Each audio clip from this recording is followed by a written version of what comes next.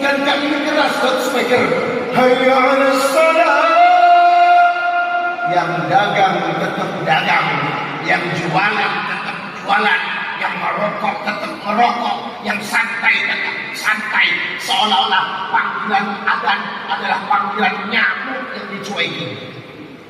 Kalau mereka komitmen, Pak, tutup tokonya, tutup dagangannya. Karena apa? Tidak ada kepentingan yang lebih penting daripada Allah. Tutup. Semua ditutup. Karena apa? Allahu Akbar, Allahu Akbar. Tanya, mana yang lebih besar? Daganganmu atau Allah? Kalau mereka belum meninggalkan tokonya, hanya takut keuntungannya sempit, sepi, berarti Allah rendah di mata mereka. Bapak kalau pergi ke Mekah, toko-toko di sekitaran masjid begitu adzan tutup. Di Madinah, toko-toko sekitar masjid tutup, orang jualan tutup. Karena apa? Allah nomor satu. Allah nomor satu. Tapi coba mereka adzan berkumandang, Allah memanggil, Allah memanggil, hayya 'alas salah. Mereka kurang peka.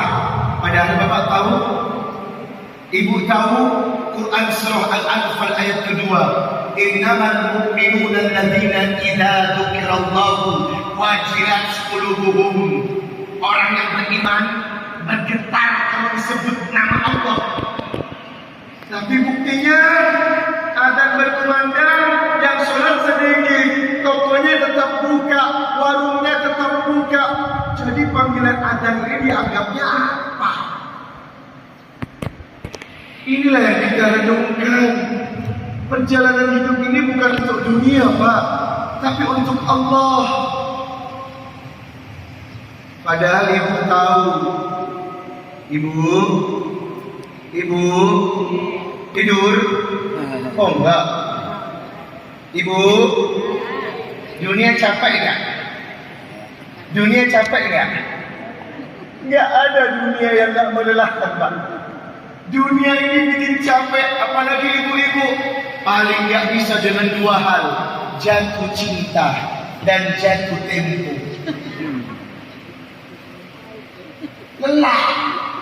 Dunia ini lelah, Pak. Saya yakin Anda pusing, lelah, capek gara-gara urusan dunia. Karena memang wamal hayatud dunya illa mata'ul ghurur. Dunia ini perhiasan yang melelahkan. Gak ada ceritanya urusan dunia yang gak melelahkan. Capek. Tapi lucunya, sudah capek, Anda mati-matian berjuang untuk dunia. Dan alladzina amanu wa tatma'innu qulubuhum bi dzikrillah. Ala bi dzikrillah tatma'innul qulub. Ketahuilah, hanya berzikir kepada Allah yang akan membuat engkau tenang.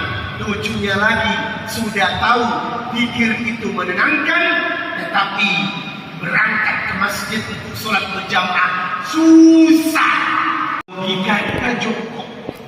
Terbalik, dunia capek, Anda kejar mati-matian. Zikir dan Allah menenangkan, Anda tinggalkan. Logikanya terbalik. Inilah kenapa kita diingatkan di sini.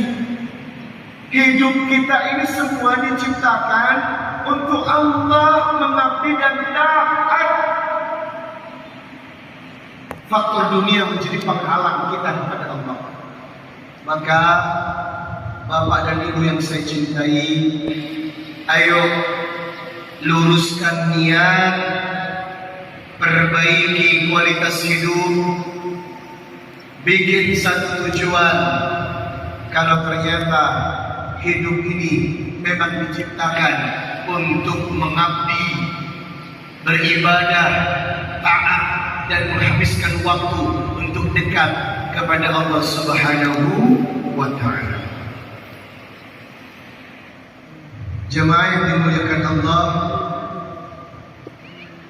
Rasulullah banyak memberikan kaidah-kaidah tuntunan ibadah agar kita selalu punya hubungan baik dengan Allah.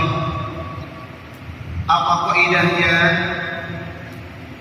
Ada 7 amalan kaidah Rasulullah agar Anda punya hubungan baik dengan Allah.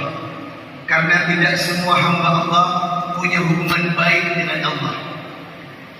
7 amalan ini Bapak Ibu akan mengajak kita agar ana wa antum, saya dan Anda, punya hubungan baik dengan Allah. Yang pertama, jangan tinggalkan masjid. Yang pertama, jangan tinggalkan masjid.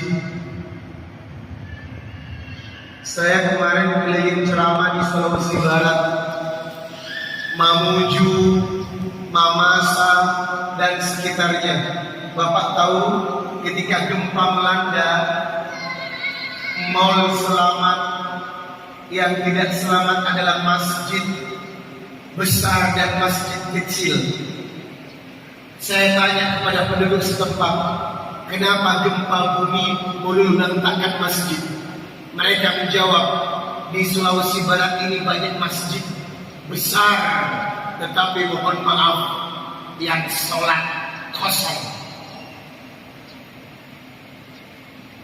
Jangan sampai Masjid Agung ini besar, lantai 2, fasilitas bagus, tetapi yang ramai cuma pada sholat Jumat.